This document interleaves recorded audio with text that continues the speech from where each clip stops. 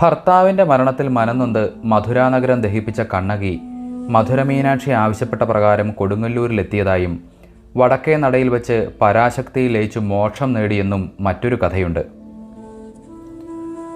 കൊടുങ്ങല്ലൂർ ക്ഷേത്രത്തിലെ താന്ത്രികാവകാശം താമരശ്ശേരി മേക്കാട്ടുമനയിലേക്കാണ്.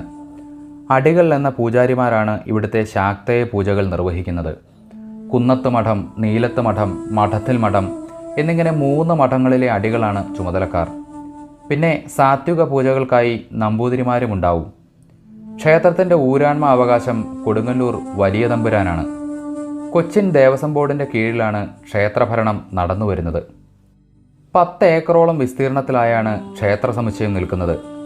4 വശത്തു നിന്നും ക്ഷേത്രത്തിലേക്ക് പ്രവേശിക്കാം. തണലും കുളിർക്കാറ്റും സമ്മാനിക്കുന്ന നിരവധി ആൽമരങ്ങൾ ക്ഷേത്രത്തിന് ചുറ്റുമുണ്ട്. അവയെല്ലാം തറകൾ കെട്ടി സംരക്ഷിച്ചിട്ടുമുണ്ട്.